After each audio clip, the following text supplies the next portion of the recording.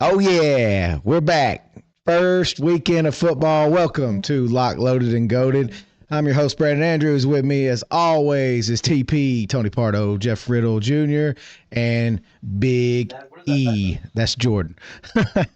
Anyway, guys, welcome to Lock, Loaded, and Goated. This is the Saturday night edition. This is the lounge. We're going to sit here and we're just going to shoot the shit about the games of the day, the week, and then talk about what we got coming up and what we're looking forward to. So, Jordan, tell me biggest surprise of week 0 thus far. I mean, absolutely, it's Idaho State shit in the bed. And what should have been a monumental program win against the fighting Jim McElwains of UNLV. Yeah, Three that's picks in the a second big one. half. I mean, that was they had that game to win. Oh, they they had choked that game that? to win, a statement game, and pissed it away. Pissed it away. Well, yeah, that's one way to put it. They pissed it away. Riddle, what's your big shock from the day? Takeaway from the day. What do you got? I mean, obviously, UNLV, the way they played is probably the biggest shock. But Iowa State getting the win in Dublin today. That was, I called that one. I want to take credit for that one. Mm-hmm. It was a monsoon, and it was a very sloppy game, and we'll touch on it. But, yeah, they pulled that one off. Got some good scores right now going on. 2 good games. Kansas handling business against Fresno State. But yeah, I was really looking forward to Kansas. Wanted to see what they could do. A lot of dynamic playmakers. They've added. I mean, there's 2 Alabama players, former Alabama players, on that team, and a couple of other high name transfers. So I just wanted to see what they would do. Tony, what about you? What about you? I mean, the only game I was able to watch was the Iowa State and Kansas State, which I was actually surprised by. I was surprised by Iowa State. Their defense better than what I thought it would be, and I think we mentioned how they did lose a lot of playmakers offense side. It's either they just reloaded, or Kansas State's defense just stinks. Which I'm going to say it again. There's no business for these kids to be going over across the pond and playing over there. That's ridiculous. They should not be playing on that shitty ass field. College football is not an international sport.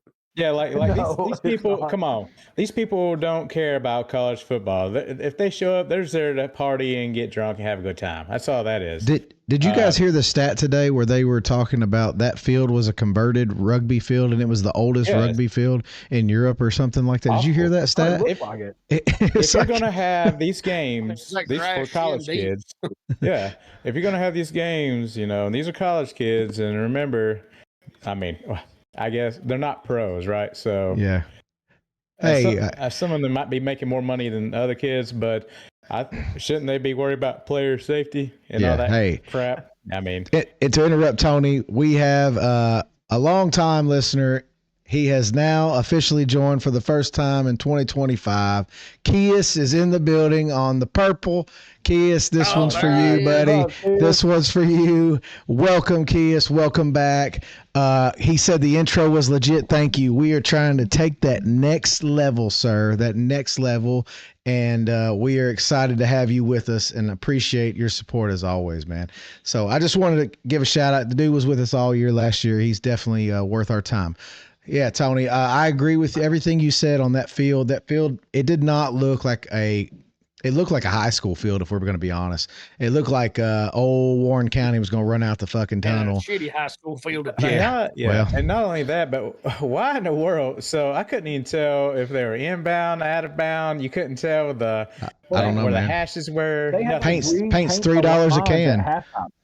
They had to repaint those lines at halftime. You couldn't even see them by halftime. Yeah, I don't understand. They literally brought all the equipment back out, and during the half, they repainted those lines just so you'd be able to see them. It is crazy. Yeah, it is crazy. If you're gonna have, go ahead, Tony. If you're gonna play over there, man. If we're gonna play these games over there, which they have no business doing, at least make it feel like they're home. Holy crap, that was garbage. Yeah, I mean, if you're gonna make them play there, it should be pristine condition. I get it. You want the NFL to be a global brand. like the NBA. Football is not global like basketball. It's not. I'm sorry to say that. But if you want to do that with NFL players and it's in the contract somewhere that they have to do that, that's fine. But these college kids who are striving to become pro players, and some of them, I guess, technically are pro players because they're getting paid a lot of money. I'd want to play on the best field I could. I wouldn't want to get hurt playing on some shitty. That looked like not sod. It looked like peat moss. Hey, they're gonna scrape that field up at the end of the day and go make some scotch with it or some shit. I don't know. That stuff was terrible. But Iowa State won. Riddle got that. He was the only one to pick Iowa State. Jordan and his K-State making it to the Final Four. It's looking a little rough right now. It's still possible. It's still early. They just didn't look like they had it. They just did not look like they had that. They can still make the playoffs. Game. Yeah, they can still make the playoffs. It was very sluggish and slow. Like it was low scoring until probably the last 15 minutes, literally. Yeah, that game was an inch and a half from going over. Yeah. 1 inch and a half from going over. Honestly, I did not get a chance to watch that game. I've been at work all day, but diving through the box score, a nice upset win for Iowa State right there. Kansas State, through the stats, were the better team. Better yardage. The only thing they didn't excel at was fourth down conversions and penalties. I think Iowa State had one penalty all day for 5 yards. That's pretty impressive for the first game of the year. Most teams are not that disciplined coming out. That's good. And you also have to wonder about the coaching malpractice call. You're in a 17-14 ball game and you go for it on fourth down on your own 30. On your own 30, you're gifting a touchdown if you don't make it. And they did not make it, and they gifted a touchdown. And I mean that and the Joe Johnson fumble on the 21 going in is was absolutely the two biggest swings that cost Kansas State that game. Yeah. Frisbo says K-State done. Check them boys off week 1. Consider them checked. I will say this. Neither team looked great to me, but Iowa State's defense stepped up when it mattered, and K-State, it was an ugly game. There was no winner or loser in terms of the weather there. It was just terrible, and the fans, I don't know. It wasn't as good as last year's game, the Florida State one. It was nowhere near as good when Georgia Tech went in there and beat them, but it was still fun, and it was nice to see 2 ranked teams open up week 0. I think that was clutch, and I think that was key and a great way to start college football. But, I mean, I want to get y'all's thoughts on this, and this is just me just now. What do you guys think about week 0? I mean, what the hell do we need a week 0 for? Why don't we just have week 1 and we have all the fucking teams play? I don't understand. I think it's stupid. Like, just have everybody play. The week 0 thing is dumb. I don't understand the build up. Hey. The week 0 to me is that opportunity. Like tonight, you've got Stanford and Hawaii on CBS. This is the only primetime game either one of those teams will sniff at playing all year long.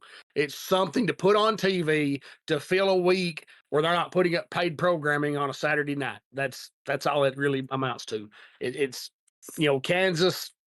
Chances are Kansas is playing this spot tonight because of how bad they came out the gate last year. Yeah. Hey, leave it to Jordan to give us the professional and business-like answer that we all seek. I like Tony's answer. I'll be honest with you. I like Tony's answer, and he's like, fuck that shit. I'm just playing. All right. Jordan, that was good. That was good. Riddle, what do you think about week 0? You for it or against it? I mean, if you look up the weeks on ESPN or anything else, this is considered week 1. Like all the games are there together under week 1 because they don't even make a week 0. It's something to kick off the season. I mean, we did get a ranked matchup today, even if it was in Dublin, Ireland, on the shittiest field I've ever seen in the middle of a monsoon. But we did get a ranked matchup. It gets us to the big week when everybody else is going to be playing. It's kind of unnecessary. I felt like all these games could have been played this week, but some of these teams do play again next week. So I get it. Like Jordan said, it gives teams that usually don't get the spotlight, it gives them a little bit of a spotlight to like, hey, we're here.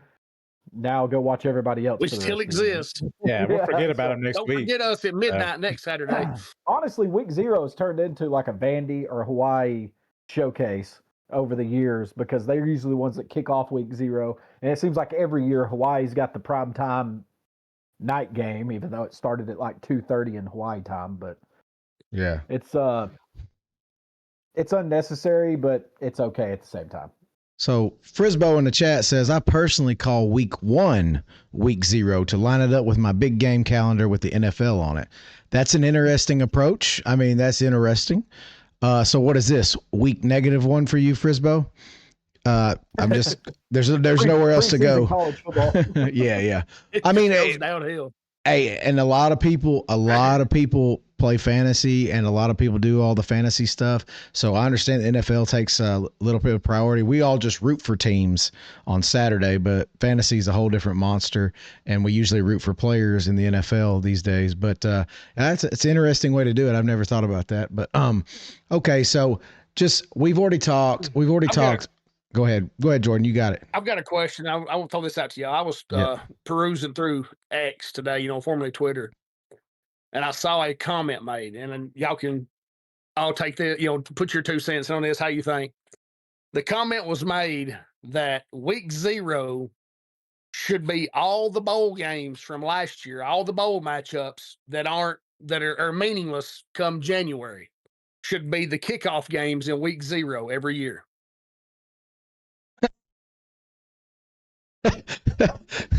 Boys, we got to finish 5 and 7. We won't play in that shit. Nobody wants week 0. I mean, that's an interesting approach. Like, it would be better at least than Idaho State and UNLV. Yeah, 100%. And at least the game would mean something instead of like the bowl games, which mean nothing now. It would mean something. But Kia said, "Damn, I didn't know they had games today." It's all right, brother. It's all right. It's okay. I don't know, Jordan. Like, in my mind, that would be a cool idea. It would definitely add meaning to where you finished, and like, allowing people to like bowl or locations to pick teams to start out week 0. That'd be a cool twist on college football. And who knows, it may go that way. Big Hunt says it'll never happen. There's too much money in the bowls. Oh, I know. Big Hunt says, what are y'all's thoughts on next year's 9-game conference schedule? Well, I'm glad you brought that up, Big Hunt, because I'm sure we have some comments. Tony Pardo will start off. What do you think about the 9-game SEC schedule? I mean, I don't mind it, except for I wish Tennessee could drop that turd Vanderbilt. I like a little more excitement. I like competition. I'm fine. What they have projected Vandy right now, obviously Alabama, the third's kind of up in the air. Florida, I've heard most projections. Florida, yeah, I figured Florida. I've heard even maybe possibly Auburn. I don't see it just because years ago, Auburn and Tennessee was, they were kind of a big rivalry before the Florida shift. Yeah, so I'm fine with it. Whatever. I just really wish that Tennessee could get another tougher opponent, which I'm fine with the easy win, and Vanderbilt being, the third choice. I guess in-state rivalry, they got to have those rivalries, I guess, towards the end of the season. But I'm fine with it, and we don't have to fucking play Georgia, sorry ass, every year either. So that kind of makes the schedule a little easier for Tennessee. I can tell you who's not fine with it, and that is Auburn fans right now. Well, with their projected 3-team draw of Alabama, Florida, and Georgia every year. Yeah, that's a rough schedule. I mean, they may not even have a coach at the end of this season. That's my biggest complaint. My biggest complaint, Jordan, is there are teams, and I told y'all this in the group chat. There are teams that are going to have Vandy and Kentucky as 2 of their 3 permanent opponents, and that is absolutely ludicrous. Kentucky, the projection I saw for Kentucky was Mississippi State, Vanderbilt, and like Missouri, I think. What the hell is that, dude? That's like absolute high school. Thank you for following, man. This is what I got pulled up, and Kentucky's is Mississippi State, Vanderbilt, and Ole Miss. Okay, that is Ole Miss. Missouri, Ole Miss, same difference. I mean, but the that's still very easy. South Carolina's doesn't make any sense to me whatsoever. Got Missouri on there, don't they? Yeah, they got Georgia, Missouri, and Vanderbilt. That's their 3 opponents. So the only complaint, Jordan, to answer or to answer Big Hunt's question directly, you said you loved it. I don't mind it. I don't care.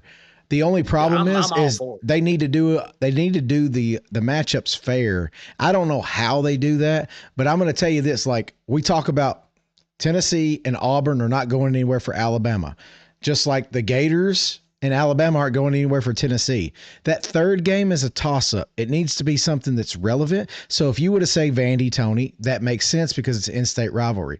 Auburn's in-state, and it's the Iron Bowl for Bama. And then like we talked about, we understand that we're going to play Tennessee third Saturday in October. The closest geographical two colleges in the SEC are Alabama and Mississippi State. It's our oldest rivalry, and we've played them more than anybody. I don't understand why we didn't get them drawn. Well, we know why. Ratings, and LSU is who we got picked. So it's kind of like, thank you for following, Frisbo. It's just kind of like rough, and it's up in the air because some of the stuff, like Riddle just said, doesn't make sense. And it seems to me like, hey, let's give South Carolina a pass. They're not that good. We need to help them out a little bit.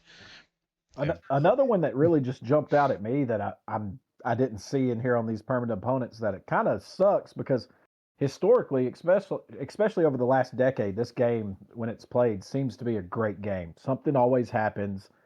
LSU and Florida, like they're not matched up anymore. That's a great game. LSU got Ole Miss as their third permanent opponent. They've got Alabama, Arkansas, which is the Golden Boot game. Yeah, Golden Boot, yeah. But then you got LSU and Ole Miss. That one, I'm just like, you could put Florida in there and kept I get the other teams are like rotating around and stuff, but it's like, come on, man. Like just come on. It's just, I don't know.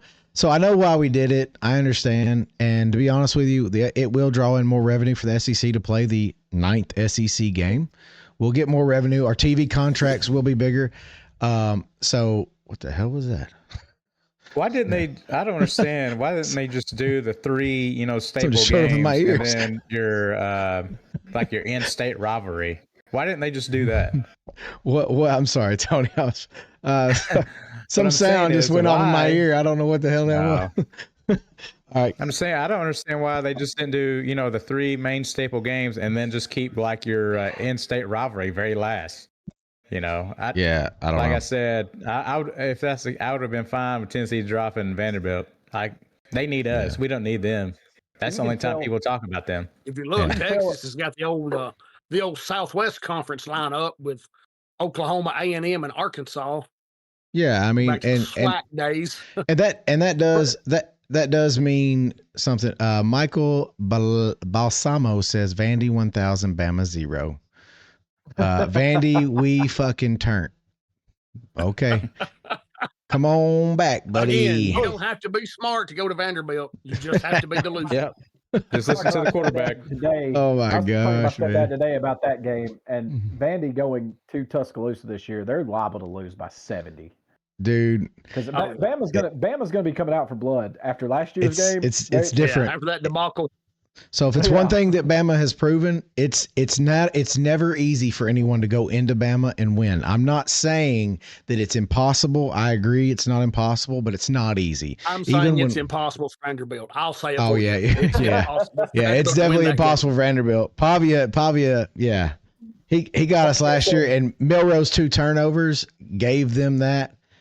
And at the end of the day, Vanderbilt, they beat us, so I can't say nothing. Natty or bust for the boys at Vandy this year. Natty or bust. That's what he said. It's a bust next week with Virginia Tech. So you got Tech beating them, huh? Why would you not? I mean, you're right. Well, and here's the deal. Kudos to Vanderbilt. They had a good year last year in terms of Vanderbilt standards. They had a good year. I will tell you something, Michael, that you haven't probably learned yet because life in the loser pit's probably been lonely. But I will tell you, this, that when you start winning more and it gets more frequent, you learn you don't have to do all this cope and all this stuff. You don't have to do all that shit because, the rings speak for themselves. Can I say this on the permanent opponents list that I seen today? Yes, you can. You can tell that the SEC really had no idea what to do with Mississippi State and Kentucky based off the opponents they have. Obviously, Mississippi State's going to have Ole Miss because that's the Egg Bowl. But their other two opponents are Oklahoma and Kentucky. Like, I don't know that there's that much history between those teams right there. Exactly. And then on the other side, Kentucky, they're just like, well, damn, what do we do with them? We'll give them Vanderbilt because that's kind of close. And then we'll just give them the entire state of Mississippi. They got Ole Miss and Mississippi State. Like the deal is like Vanderbilt, Kentucky, and Mississippi State were thrown into people's schedules to give them a bone. That's what happened. Absolutely. I mean, that's what happened. I mean, we could all say whatever we want to say. All those games, historically, all you got to do is go look at the records, let the numbers speak for themselves. Anyone against those teams, and essentially that will tell you the tale of the tape on why those people consider themselves fortunate. The ones, especially the ones that have Kentucky and Vanderbilt. I mean, good God Almighty. I don't actually see one that has them both on there.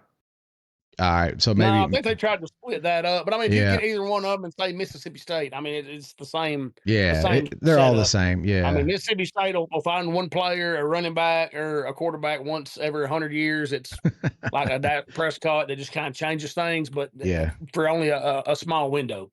Yeah, but I mean, at the end of the day, you're going to have some teams. I mean, you have to have some teams with some oddball, permanent opponents just to make it work.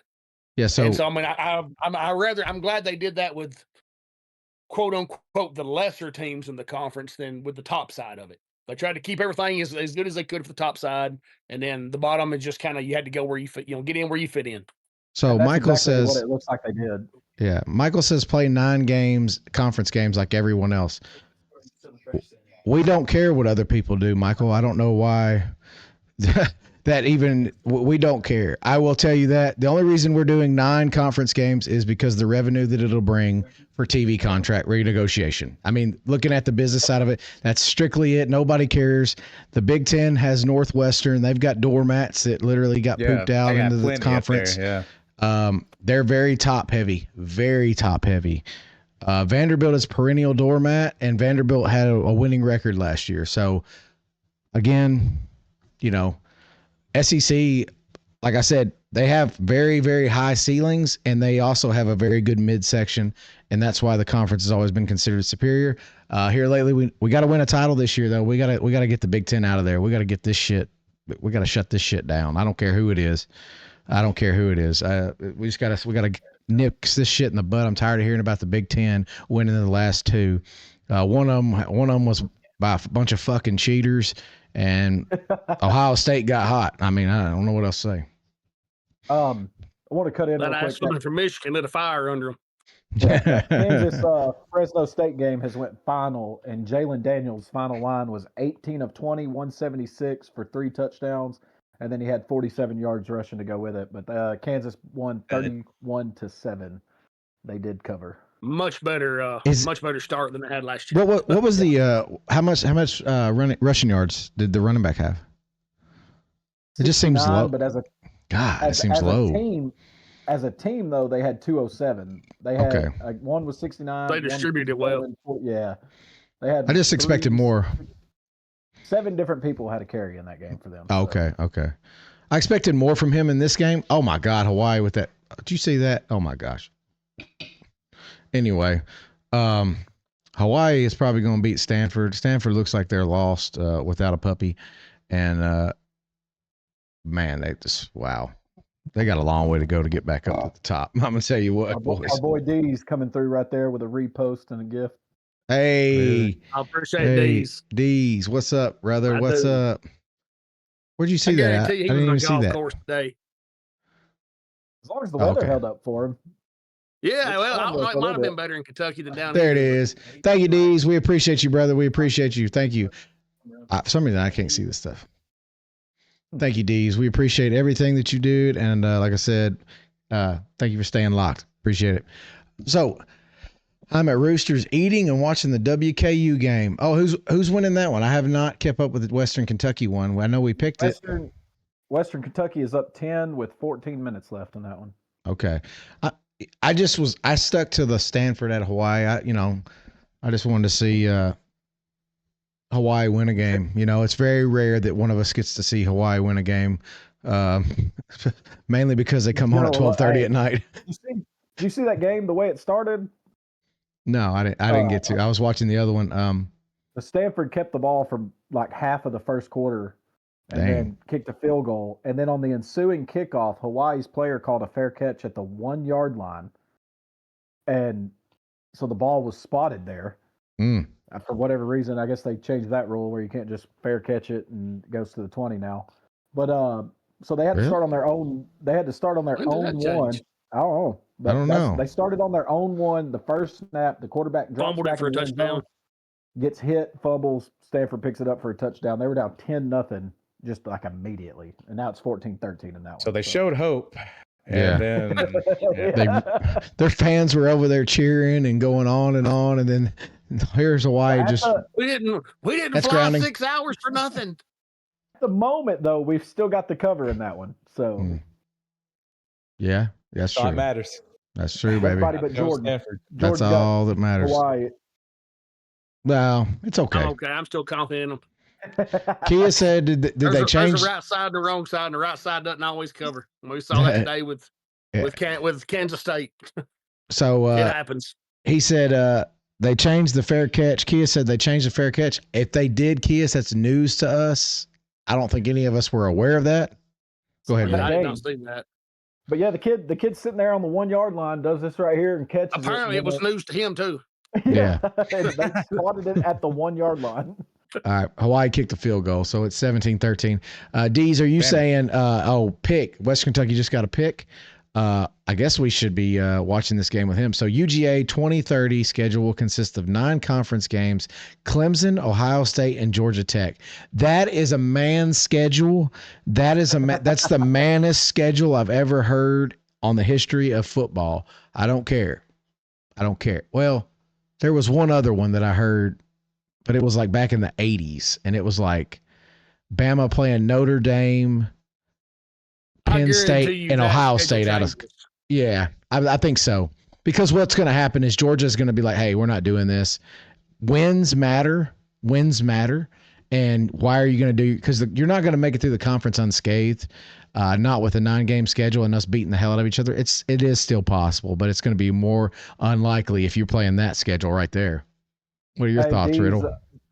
Deez, the line on that Western Kentucky game is 10.5. So Western Kentucky does not have a cover at the moment. But as far as that schedule goes, can't nobody say that that's a cupcake schedule. No, that's a big boy schedule. Times, the SEC takes a lot of crap because they schedule cupcakes out of conference. Well, yeah, it's because we got to beat the shit out of each other in conference. It's not easy. Well, we got teams that drop out that don't want to play us. I mean, right. A la Nebraska. I mean, so. Yeah, what do you do? It is what it is, but and you just got to find. When they cancel the year before you play them, you got to find somebody, and chances are you're not going to find another Power 4 team to play. No. I like the Georgia Clemson game. That is a rivalry. It's becoming one big time. It's becoming one. Yeah, and then Georgia Tech. Obviously, we're going to play them every year. That's just clean old fashioned hate. But Ohio State. Put your big boy pants on. Go play ball. I hope it's a home and home. I hope probably Jeff would be down for getting rid of the Georgia Tech game. Yeah, that was God bless. That was terrible. I think that took years off his life. We were all watching that together. It did. Yeah, that was fun. So I have. So I was sitting there thinking. So that's a big boy schedule. And you brought up a very good point. And Jordan, you brought up, it's very hard to find consistent Power 4 opponents that want to play you, all the time. So like this year, for instance, I think we're starting to see this as a trend. Bama, which my boys are playing Florida State and Wisconsin. So we can't help it. Florida State 2 years ago was in the talks of a playoff. They were undefeated. So obviously, this was scheduled many years before that, but they've fallen off. I think they're much better this year, but you schedule these games so far out. Like that Ohio State Georgia game, it's been scheduled for probably 8 years now. It's just, you schedule these things. You can't help it that someone's at the bottom when you play them. Hell, I mean, but next year we play West Virginia and FSU. Those are our 2 games out of conference. So, and we're gonna have a 9-game SEC schedule. I think that starts next year, right? So I mean, yeah, we got room for one cupcake. And just because, go ahead. Sergeant Gibby in the comments, he brought up a good point. We do schedule those smaller schools because they do need funding, and they get paid a lot of money to come let us kick the ever living shit out of them. Yeah. And I really hope. Sometimes they win. Ask Florida State. Yeah. I hope for everyone that said, the SEC plays those weak ass opponents the week before Thanksgiving. I hope that all of our little schools are played that fucking week, just so people can shut the fuck up and not have anything to fucking say now. Because I don't give a shit when we play them. Penn State's playing Nevada next week. Are we going to have to give them shit? I mean, everybody else is playing a big boy game. Why the fuck ain't Penn State? I don't know. Anyway, I'm getting off the soapbox. 40-yard field goal for Hawaii. They are now up 17-13. So Sergeant Gibby says Penn State and Oregon schedule are a joke this season. I mean, aren't they always? I mean, any schedule in the Big Ten. We talked about this. Unless you play, the Big Four all in the same year, it's pretty laughable. Dude, you see that? Oh my God, dude. That quarterback for Stanford about threw a pick. Oh my gosh. Anyway, Ben Goldbranson. Yeah. Hey, off topic, but what's up with Jordan's favorite restaurant doing all these changes? What is it? The Cracker Barrel. I haven't been back. I won't be back. Those will all be Spirit Halloweens in 6 weeks. Yeah. Ethan, roll Tide, roll. There we go. Round the bowl and down the hole. He says Tennessee. He asked the question. He said Tennessee going to regress this year. He didn't say it. He asked the question: is Tennessee going to regress this year? No, they're not, because on this show, someone picked them to be in the Final Four of the playoffs. Sure. I mean, hey, smart man. Absolutely, smart man. Absolutely. Somebody. I mean, look at what got them in the playoffs last year. The run game and defense. Those have both gotten better. The running game is deeper. The defense is going to be better. The linebackers are going to be more athletic than they were a year ago. Jordan, I'm calling bullshit. Any Jordan's saying is quarterback play whatsoever. You're saying you're deeper. You're deeper. That doesn't mean the run game is going to be better. You're deeper at running back, but not who's going to replace Sampson. It's not about. He's up to 215 now. I'm just saying. He's going to jam Miller over here.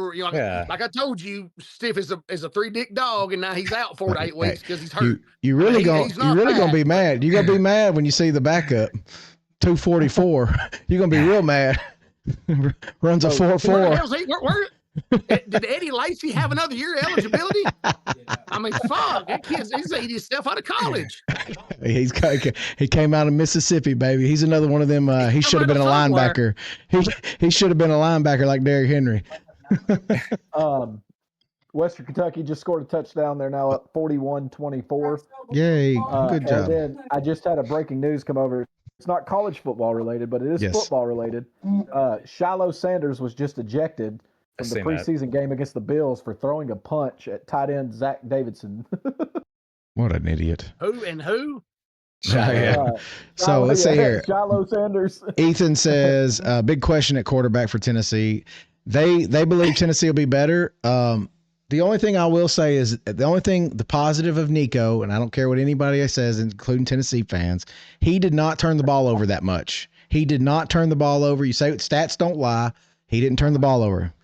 Well, guess you know why? Because guess who was toting a rock most of the time? Agreed. I just told you. I thought you were going to regress at the running game because you lost one of the best. And a lot of his passes went to nobody. The big question is going to be at the quarterback position for Tennessee is how much of a leash does Joey Aguilar have? How much faith will Coach Apple have in him with Merklinger and George McIntyre sitting behind him? Obviously, I don't think George is ready to play this year. The kid's too small. He'll get folded like a lawn chair. He needs to put some weight on. But the big question is going to be is how long, what kind of a leash will he have? Will it be like a Milton Hooker situation, or will he have a little more room to make that mistake? Because, I mean, he's going to throw some picks. The kid's a gunslinger. He went to the Brett Favre School of Football. he's going to throw it, but he's going to hit a lot more of those shots that Milton and Nico both Thank you for liking the live. either missed or was just flat out didn't take last year. Thank you, Dees.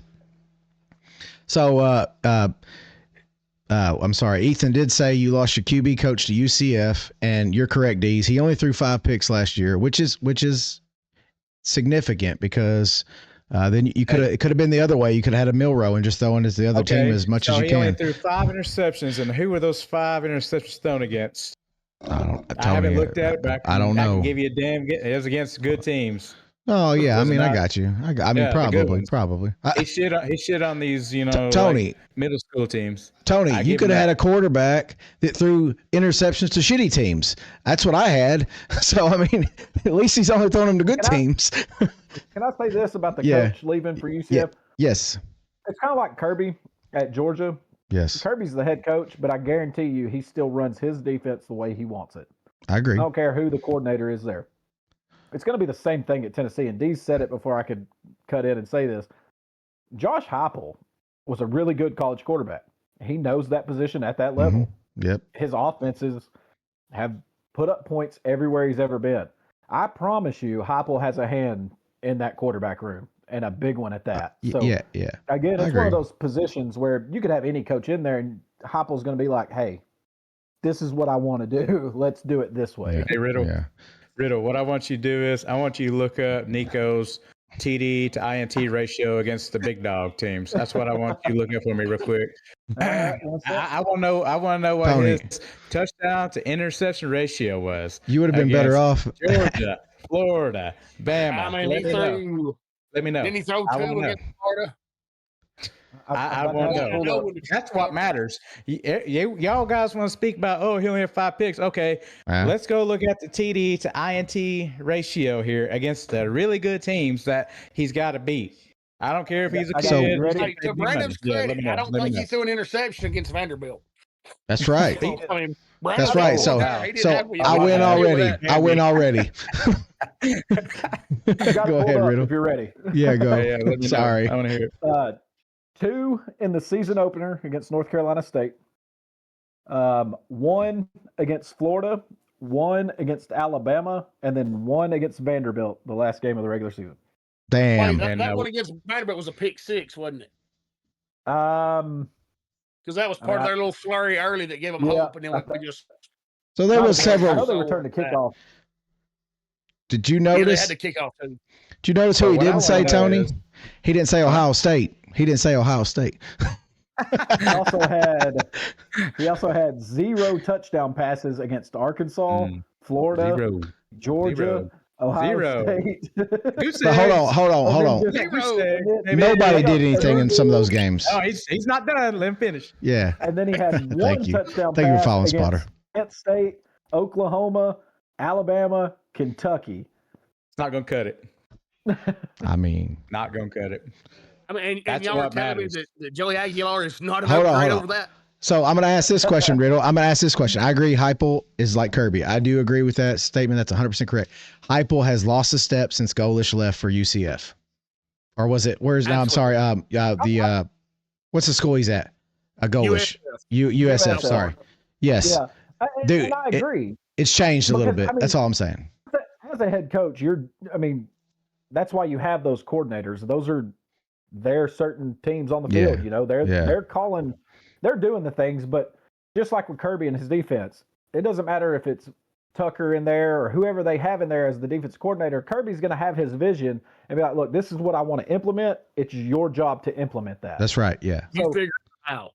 Well, yeah. I mean, and offensive coordinators, Heupel, obviously, again, his track record speaks for itself. He's probably said to the offensive coordinators, hey, this is what I want. Go and do it under what I want, how I want it to be done. There's going to be guys that are better than that than other people. Look at Georgia's offense. Yeah. I mean, at the end of the day, they're not going to get free reign, Right. Yeah. Well, here's the deal. Going back to you, Jordan, and the business side of things, they meet on this every single day. There is no play that is ran that Heupel does not already know the outcome, does not already give his critique of it and modified the way that he wants it. All these things are definitely discussed. And just like with Kirby, all this stuff is discussed. Nick Saban, even like Nick Saban lets his offensive coordinators call plays. He doesn't call plays, but I guarantee he tells them beforehand whether he likes that shit or not. I guarantee that. But I just there is some impact from coaches leaving. I agree. And but anyway, talking about calling the plays, and this is going to kind of tie in to next week. So we should all come up with our one big prediction for the year, and then we'll come back and see how it goes. But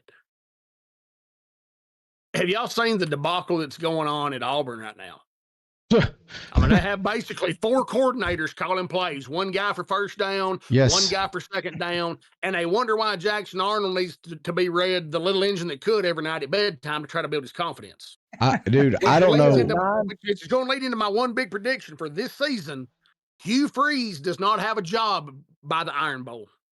He will not coach that game. I agree. I think they're going to have to come out, and this is an opinion, so don't, like I said, if it's wrong, it's like an asshole, get over it. But if they lose to Baylor, the wheels are coming off. The wheels are coming off at Auburn. If they lose, if they win at Baylor, they have a shot. They have a very easy road up to a certain point. Then it'll get tough. And he may be able to just get over the hump if he can play competitive. They have time to build some momentum. Yeah, you're right. But if they lose to Baylor, Jordan, you're 100% correct. It's over. He is gone. There is something, I don't know what's amiss at Auburn, but you remember Auburn used to be a perennial favorite. I mean, it wasn't that long ago. They were beating Georgia and Alabama, both sometimes in the same season. And I don't know what's happening. Talent. They still recruit pretty well. Yeah, they have money. Oh, Yellowwood, he's writing big checks. But yeah, I don't know. Go ahead, Riddle. Some more for you, Brandon. He said, "Do you remember when Saban walked over to Kiffin and told him to run the damn ball?" Yes. And here's the deal. Any of us in this room, I love Nick Saban. Okay, yes. But does anyone in this room doubt Lane Kiffin's ability to call an offense? I don't. No. I don't. And I think Saban in that moment, I think what he was doing was trying to give the damn defense a rest. If I had any opinion on it whatsoever, he's like, "Hey, dude, run the damn ball. Let these guys get some water, get some break." But yeah, I agree. I do agree that obviously the head coach has the ultimate say, but I do think that coordinators matter. And it's kind of like having a president with good cabinet members. You got to have good cabinet members if you want to really accomplish things that you want to accomplish. And I same thing with a head coach. Kirby Smart would not be anywhere near as good if he didn't have great coordinators around him. He knows how to pick coordinators. So that's on him, and that's his ability to pick coordinators. And the same thing goes with Heupel. Saban did it, and I think DeBoer's done a good job with the team at Alabama. And it would shock you who I think the most valuable coach position is at Alabama. It would shock you. It's not Kalen DeBoer. But anyway, let's see here. It's coaching at Auburn. Freeze had 2 wins against Bama 10 years ago. That's all he's ever done. Well, yes. And he cheated to get those. And he's still riding them. He's rode them into the fucking ground, but he's still holding on for dear life. Yeah. Kirby knows how to pick DC's. Mike Bobo ain't it. Well, at this point, Riddle, I'm just going to go ahead and tell you they're going to build a statue of Mike Bobo. He's never going to leave. It's going to be right up there in the coordinator's office. It's going to be a statue of him going like this, about to clap. Yeah, dude. No matter what you do, how many coaches have we been through, Bobo, and it's still Bobo? Bobo will be gone. The moment they have a year with a less than Georgia-esque defense, that'll be the year that Bobo's gone. The year that the defense does not carry, because I mean, right now, Bobo's not it, and he doesn't have to be. No, that defense, I mean, it's carrying that program right now, and that's the way that program has been built. I mean, Kirby Smart's a defensive guy. He would rather win games 10-7 than have 45-40 shootouts. Those are the games that give him fucking nightmares, I'm certain. and no offense to Georgia, Alabama, Tennessee. I'm just going to go ahead and say it. We're starting to see the effects of NIL when players like Hyder and stuff like that spurn SEC schools to go play for a big dollar up at Michigan, Ohio State. It's going to get tougher.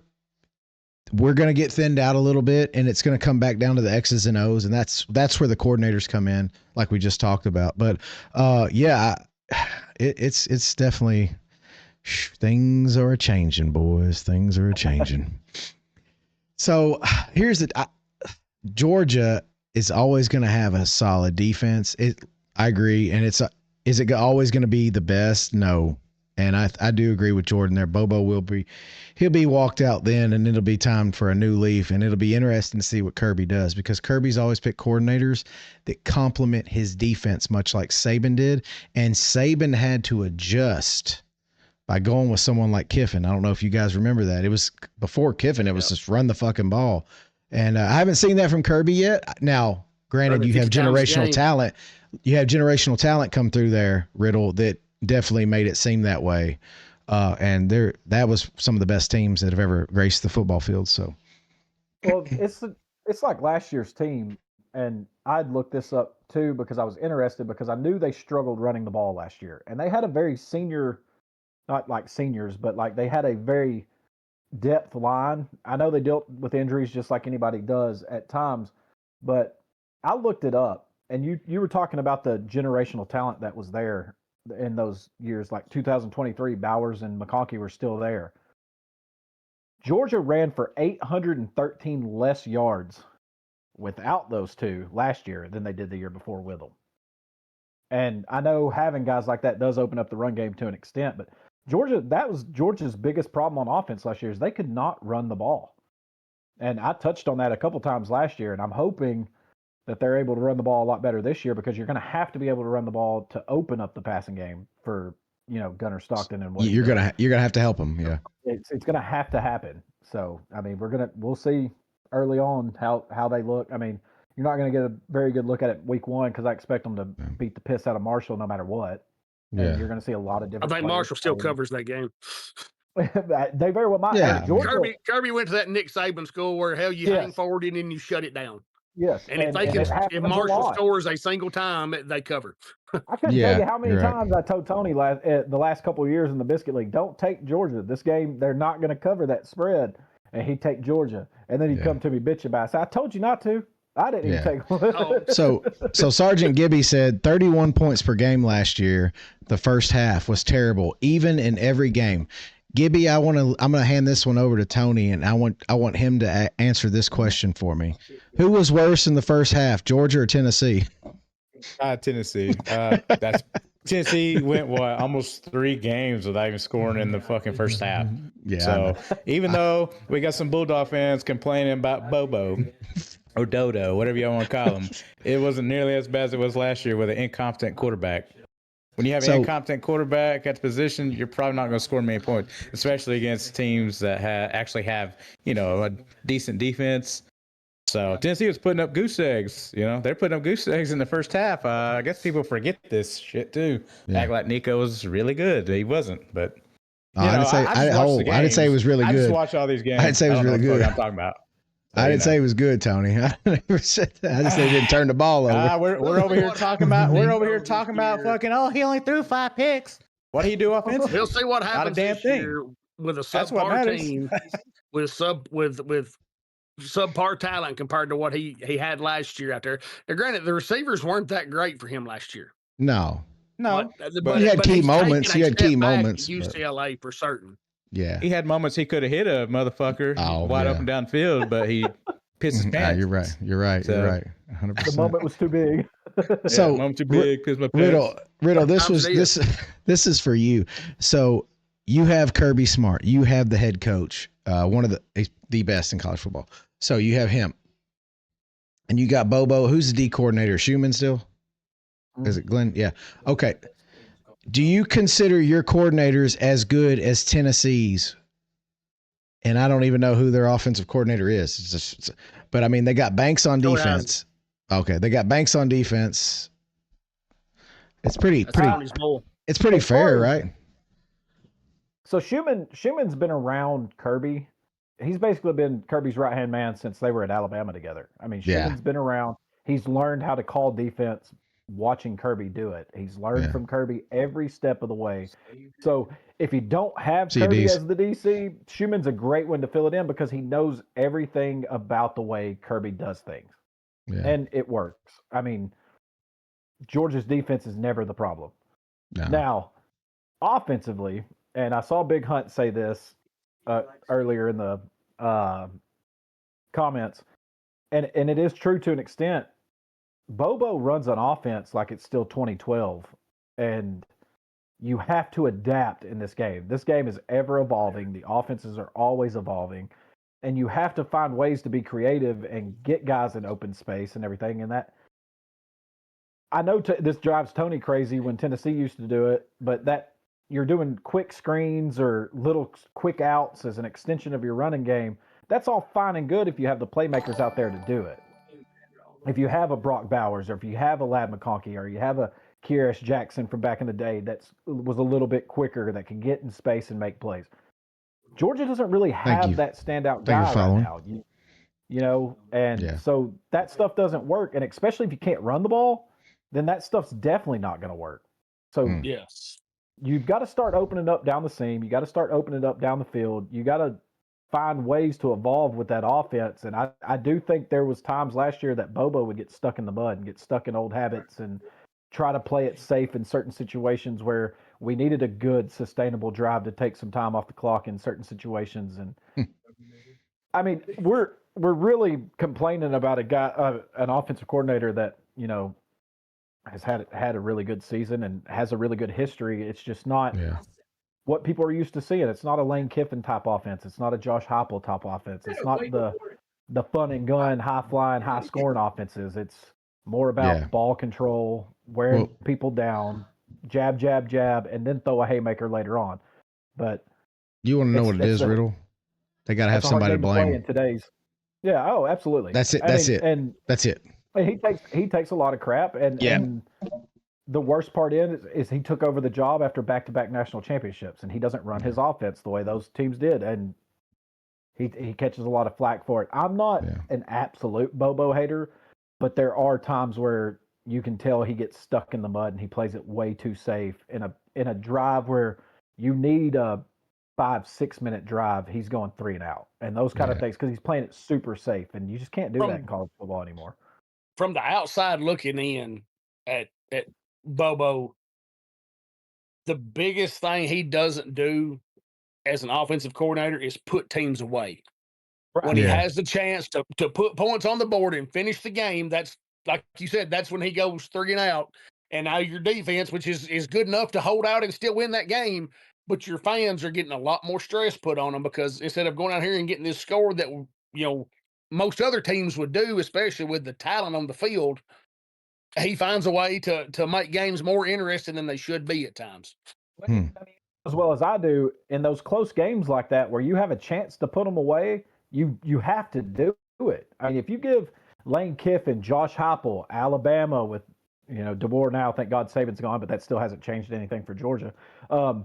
These guys, they know how to win football games. And if you let them hang around, your defense can only get so many stops a game. They're not going to be perfect every single time. They're not going to hold everybody scoreless every single time. It's unrealistic to think that. So the more you let teams... Offenses has evolved. Right. And the more you let teams hang around, the more opportunity there is that, hey, this is going to be the one time that somebody makes a mistake on defense, and it's going to cost you that football game instead of, you know, just putting together what I call a championship drive where there's 6 minutes left on the clock and you can just pound it out on the ground, make them use their timeouts, and run the clock out until you can put the game away. And Georgia was not capable of doing that last year. Yeah. And, I mean, it doesn't even take a mistake. It could take something as small as a slip. You know, a corner gets a slip, loses a step on a guy, ball game. Yeah. Alontae Taylor back against BYU that year. Oh, yeah. He slipped on the outside, and BYU scored the touchdown. Pretty much ruined his career. I don't think he ever lived that one down. He's just in the NFL now, playing on Sundays. But yeah, but Tennessee always remember him. Yeah. No, we remember like fucking Gerald Riggs Jr. fumbling 3 times, twice on the goal line. That's the shit we remember. What about Calling his own Garantano? number against Alabama. He's like, no, guys, audible, QB sneak, fumble. Or Garantano, return, man, never had a chance. I mean, That legend. That's a legend at Alabama, Garantano. Anyway, so hey, we got about 5 minutes left, guys. We got about 5 minutes left, and what I want to do is I want to ask. We're going to start with Tony because he's quiet. Tony, give me your thoughts. Give me your thoughts on NFL as we approach the season. How do you feel about the Titans, and who are your 2 Super Bowl teams? Feel better about Titans. Will Levis isn't a QB. I mean, that's always good. Yeah. Former, Kentucky failure. Didn't want him from the get-go. We all knew that. Everyone on this panel knew that, but we all knew it. I know. Cam Ward looks like a gunslinger, so I can see maybe about 5-6 wins.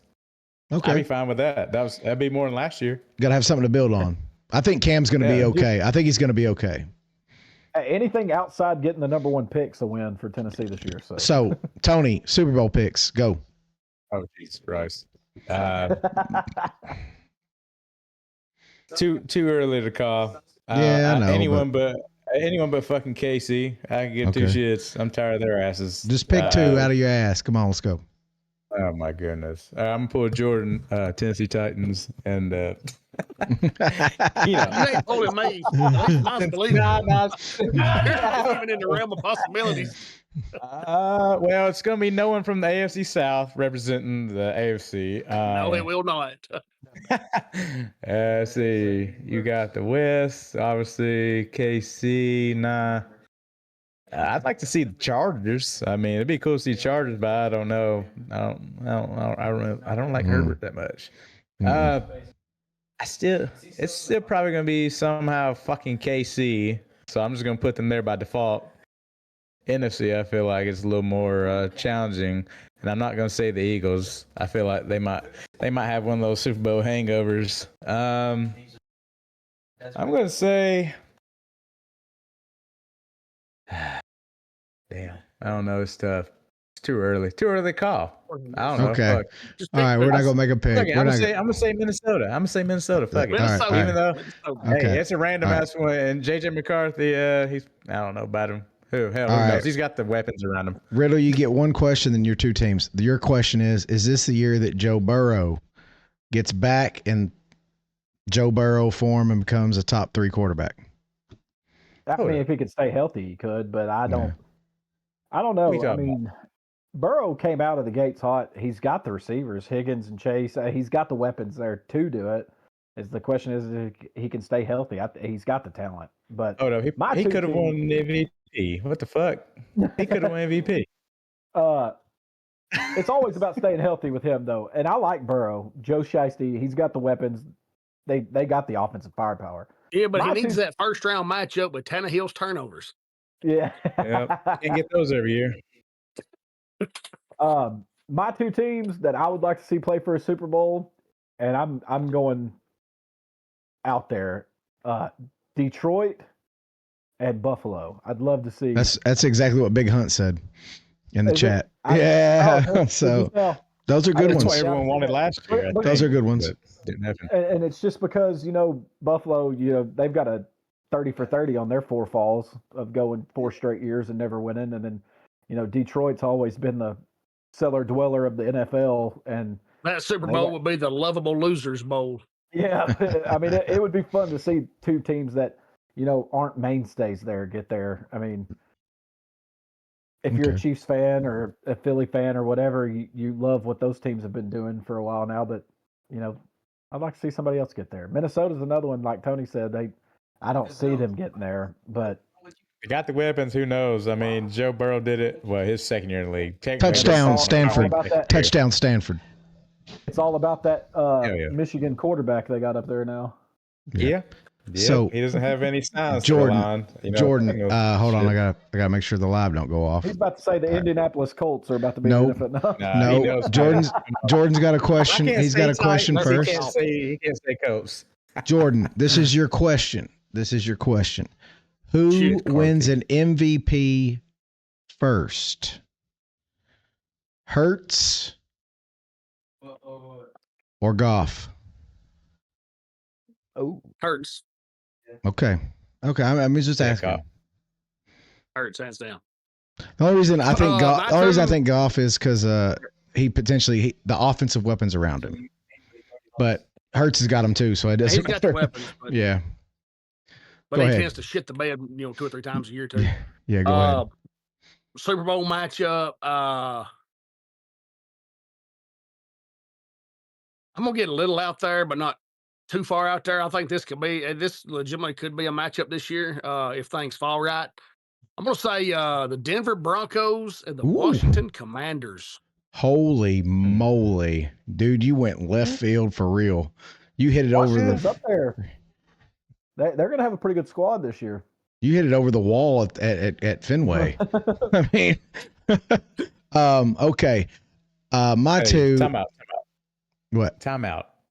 I just need to say something real quick because someone was acting like Joe Burrow fucking fell off. He literally threw for almost 5,000 yards and 43 touchdowns last year, only 9 INTs. What the fuck are we talking about here? Yeah, but he wasn't even healthy for that. The deal is if he's healthy, he's gonna throw about what 60 TDs. Yeah, exactly. That's what I said. If he can stay healthy, he has all the weapons in the world to put up. Game I'm talking about leading them back to the playoffs and getting wins. If he just didn't play for a poverty team, man. Their defense sucks. Their defense blowed. Besides that's offensive the line, problem. defense fucking blowed. I mean, the ownership. Did y'all not see the news about where they're bringing their players back to induct them into the Ring of Honor? And the ownership wants them to pay for their own flights, their own hotels when they get to Cincinnati. Like, you're going to put your Ring of Honor people in, and you can't even buy them a fucking plane ticket to Cincy. Yeah. I know it don't cost much to fly into Cincinnati. Hell, it's the armpit of America. Hey, hard times, Daddy. Yeah, I know. I guess. Odd times. I don't know about odd times, Daddy. So mine's going to be. Boy, AJ McCarron was talking about when he played at Cincy, they would keep all the NFL issued gear and have a fucking yard sale on the sidewalk at the end of the year, trying to recoup some damn money. I mean, hey, talk about a fucking poverty franchise. If you want a good podcast, that's funny. AJ McCarron's podcast he tells it like it is for sure. Anyway, dude, him and Siski and McCready are great listen as well. Yeah. So I will say this, my two, and then we're gonna call it. My two it's not as far out of there as because I'm gonna pick the reigning Super Bowl champs to go back to the Super Bowl because I do think they have a lot of weapons and I think they're just getting better and better against the Ravens. I think finally get over the hump. Finally get over the hump. And they do it. They do it. They do it. What two teams have the most Alabama players, and that's where Brandon's going. Nope. They've got. I'm surprised you didn't tell us the Raiders. The Raiders. Not happening. The Ravens. It's not that far out. They're always knocking on the door. They're always there knocking on the door. It's just. Can they finally get through it? I mean, they're knocking, but they can't walk in. I mean, anyway, that's going to do it for this edition, Saturday night edition of Lock, Loaded, and Goated. Go ahead. Before we jump off, I don't know how many we got in the chat right now, but those of you, if you're golfers, D's, my man D's, I'm sure he's still in the chat right here. Him and his buddy Josh, his handle is Golf for Game. If you want a good golf podcast to listen to, check those guys out. They've been supporters of ours, and I want to pay that back to them. Yep. Make sure y'all go over and check those guys out. We appreciate any and all supporters, and we thank anyone that has followed, liked, subscribed, done all that goodness for us. We want to continue to bring you this content. We want to continue, and we want to build this brand up just like Deez does. Thank you for the follow. We appreciate you, Gibby. Thank you. And we want to continue to build this brand up. So anything that you can do to help, thank you for liking, following, subscribing on TikTok, YouTube, Twitch, Kick, any of those platforms. We also have the audio version of this podcast on Spotify, Apple, and Amazon Music, and we would like for you to go there and like, subscribe, leave comments. All that stuff helps build the brand, and we appreciate everyone for tuning in to Lock, Loaded, and Go to Saturday Night Edition. We will see you all back on Wednesday for the real opening of college football, week 1. and we will all be here at 8:30, just like tonight. And we look forward to a long, illustrious season with you guys every Wednesday, Saturday night, 8:30 Central Time. We'll see you all in the next one.